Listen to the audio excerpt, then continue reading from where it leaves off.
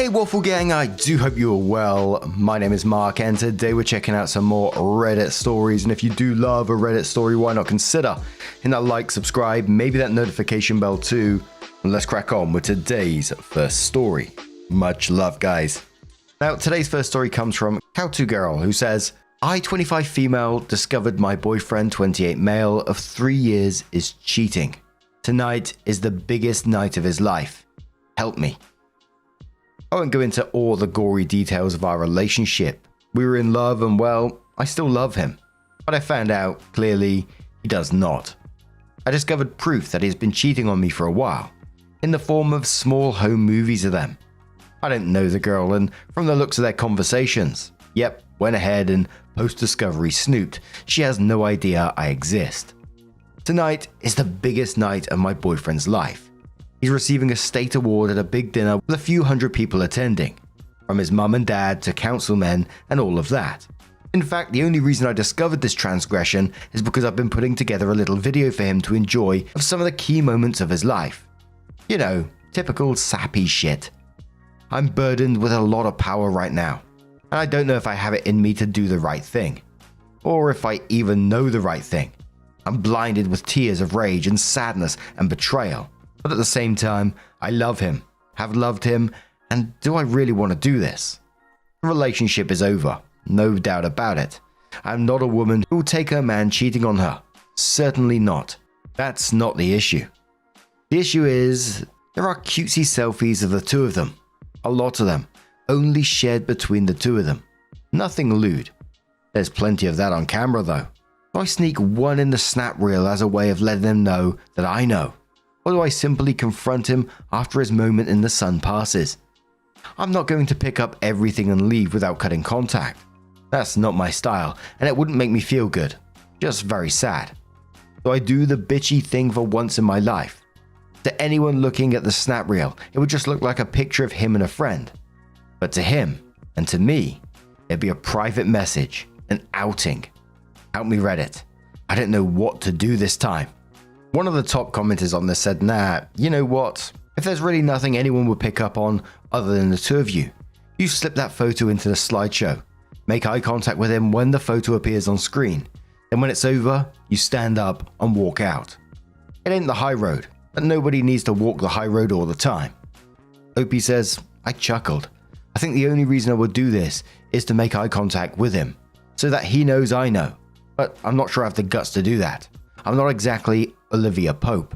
And for me, in some ways, I think you need to do what's good for you. Like, this isn't you outing him in the most horrific way possible. Like you said, only you and him are going to know.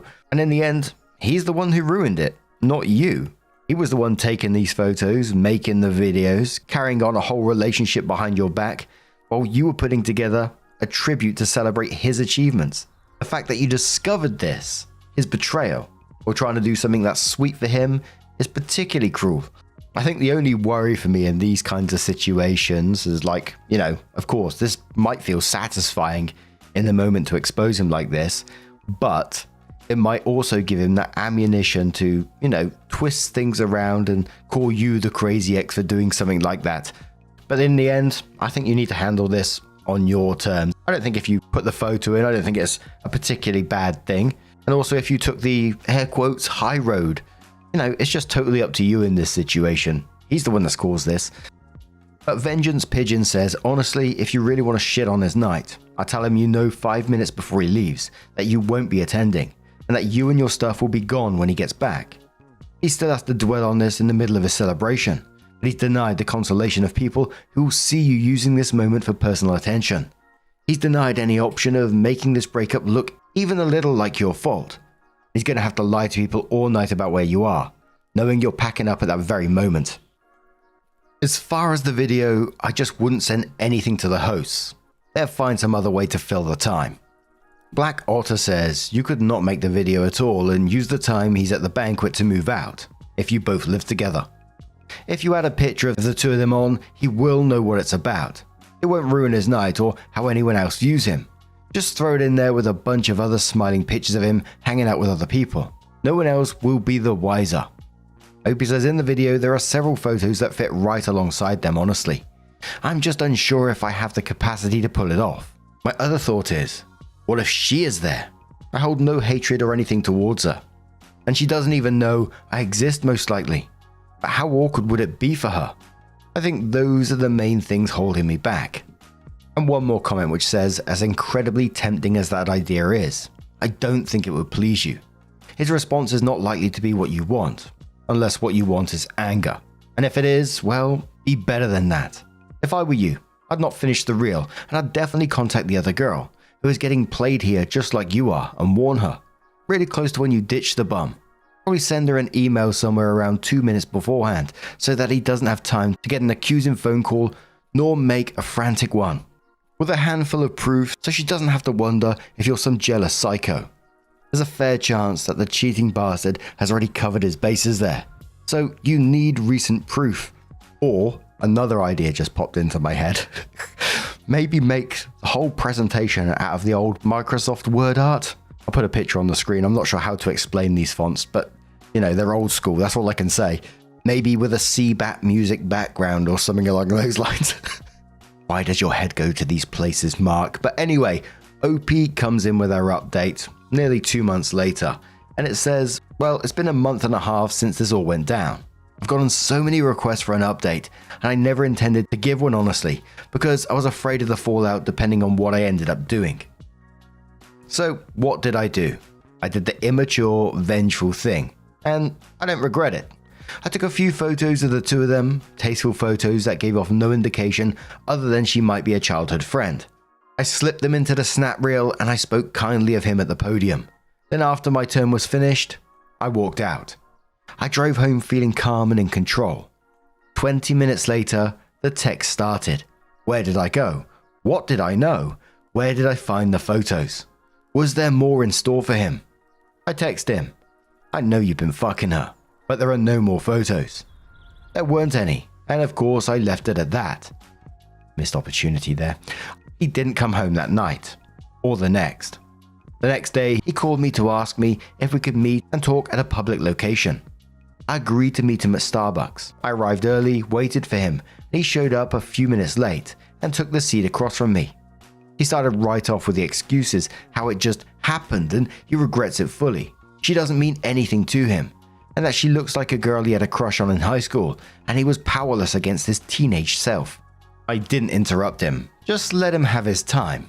When he was done and looking at me for a sign of what might happen next, all I could say was, "So, where did you stay the past few nights?"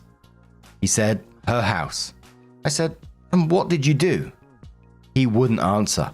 Hadn't been any doubt in my mind, really. I knew I was leaving him. He talked over himself, apologizing, begging for forgiveness, saying he'd change.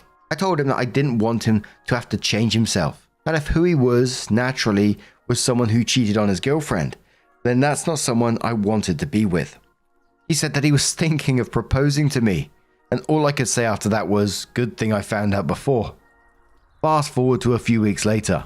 He's moved out and I'm doing well. We have cut off contact. People ask me about him all the time and I just let them know. He left me for a girl who looked like his high school crush. So that's the end. We're broken up. We are never, ever, ever getting back together. Nearly broke out into song there. I don't feel any regret for how I handled it. Like one commenter said, there's no need to take the high road all the time. Was he really expecting Opie to turn around and suddenly change her mind when he said that I was thinking of proposing? Like she's suddenly going to go, oh, my dream man.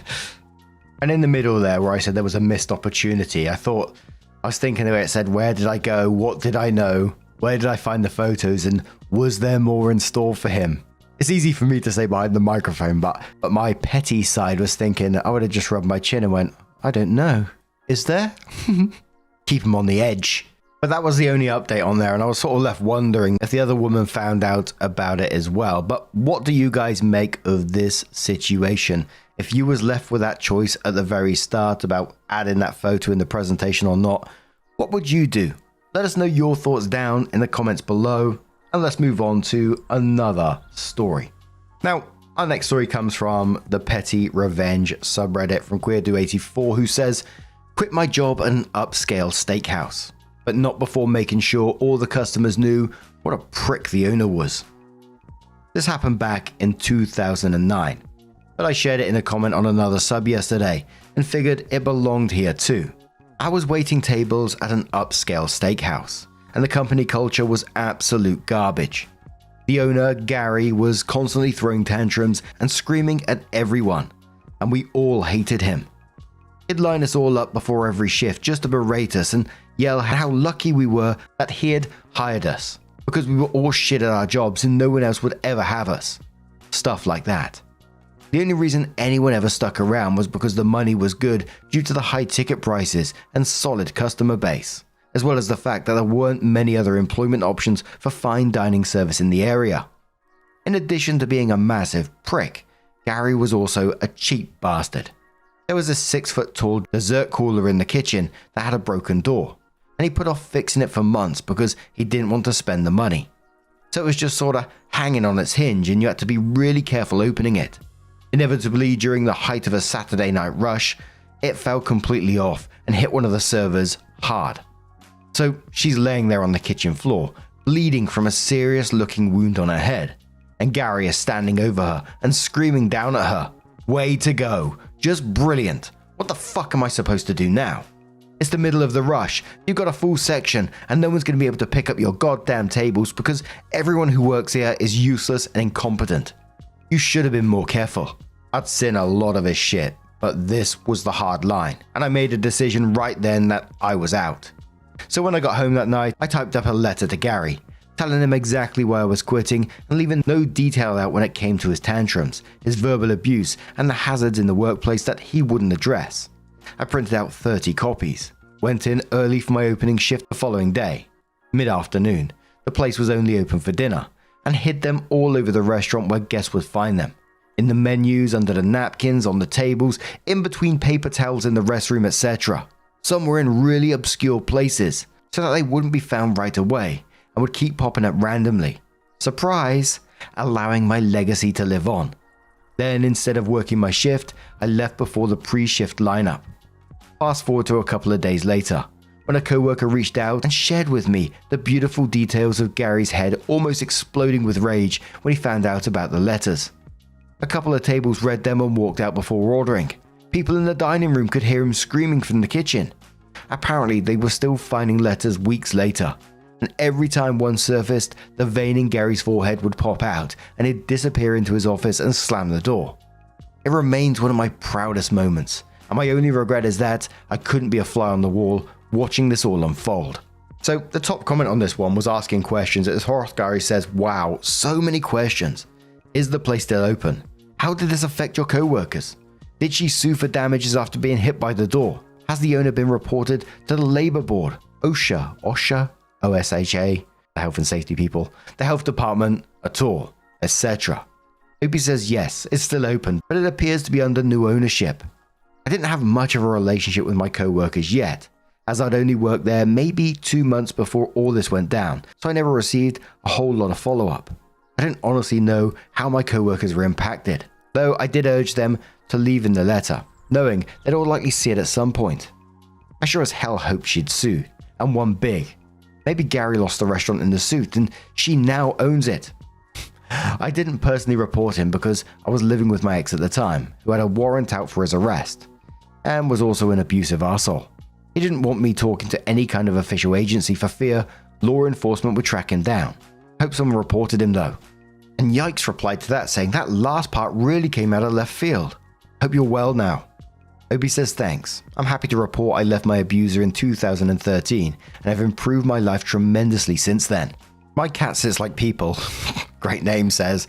A friend of mine got injured at his serving job and it was the restaurant's fault. It ended up going to court and he got awarded $10,000. When the opposing lawyer was a dick and said, minus the $350 he's already claimed from the workman's comp, right? The judge stared him down and said, he's now awarded $10,350, minus the $350 he's received from workman's comp. The lawyer wisely shut up after that. But now, I'm going to turn this one to you guys. What do you guys make of this situation? Let us know your thoughts down in the comments below, and we'll grab one more story from the Petty Revenge subreddit. Before we do talk about this, you know, there's a fair amount of talk about poo. So if you do want to skip the story, feel free to do so. Timestamps are down in the description and along timeline below. Thank you. This one's from PrestigiousCoffee, who says, wife thinks I'm taking longer than I need in the bathroom, so I make sure she knows it's legit. My wife and I bought our first house shortly after our wedding. Everything went smoothly and we enjoyed our time as newlyweds. Of course, as the honeymoon phase began to fade, some minor issues started to emerge. For her, the first one was the typical guy on the toilet problem. So, sometimes I spend quite a bit of time on the toilet. It's all legit though. I'm not just scrolling on my phone. I mean, I also do that, but I'm also doing what I'm supposed to be doing as well. Anyways, my wife started to pick up on how long I was spending in the bathroom and commenting on it. This was exasperated with some unlucky incidences of her asking when I was coming out, just as I was standing up and about to flush the toilet. So it seemed like I was just standing there until she said something and flush into fake like I just finished. For context, I eat a lot. I usually eat about 3,000 calories a day, give or take a few hundred. And I'm a thin frame guy, 160 pounds, 72 kilos, give or take, and about 6'5". Back then, I was getting used to the bowel movements associated with eating that much, and they tended to come at random times in varying amounts. My wife, though, didn't believe me. Her diet was much less structured than mine, and she had no notion of what was going on in that room for so long. This culminated in a few arguments with her accusing me of wasting time in the bathroom on my phone, and myself insisting that I was indeed pooping. They were mostly joke arguments, but I really wasn't wasting time and was actually a little offended that she wouldn't believe me. So I decided I would get a little revenge and clear my name in the process. So the next time I was in the bathroom and my wife was in earshot, I began loudly announcing the following at appropriate intervals. Poop is currently exiting my butthole. Shortly followed by, poop has finished exiting my butthole. I would do this 2 or 3 times, however long I was in the bathroom, during which I would be met with laughter or groaning from the other room, depending on how many times I'd made the announcement that session. After a few days of this, she would get grossed out and say, okay, I get it, and I would stop. Since then, I've developed a much more predictable poop schedule, but I no longer get questioned as to the goings on in the bathroom behind closed doors. Galaxy 3 says, I just read multiple paragraphs about a guy shitting. I really need a life. Could be worse, Galaxy. You could be making a video about it. I'm always amused at the anger at these type of posts though. There's a lot of joking about it as well. People saying, yeah, they take a long time. Other people saying they're messing about in the toilet. Many comments just saying the guy probably just needs more fiber in his diet. But other people completely breaking down the relationship between these two people, saying, oh, you know, she's probably just fed up because you're hiding in there all the time, an excuse for washing the dishes. But I think I'd be bothered if someone was coming up to me and telling me about how long I'm going to the toilet for. You know, out of concern is one thing, but if it was constant comments about the time that you're taking, you know, I know my bowels. I know if there's an issue or not. I know if I need to go to the doctor. Someone commenting on it would put me right on edge and probably make the situation worse. I was going to say make me feel like shit, but that's easy pickings, right? But anyway, what do you guys make of this situation? Let us know your thoughts down. Actually, just let's not talk about shite in the comments. But anyway, thank you for being here today, getting involved in the stories. Your love, your support, your time, it always means the absolute world to me. So thank you so much for being here. And hopefully I'll see you in the next one. Take care and much love. Wake up, get up, stretch my legs, eat some breakfast, milk and eggs, brush my teeth up, wash my face, throw my clothes on, start my day. Wake up, I can smell the smoke from the bacon. Let's go, see the sun shining from the windows.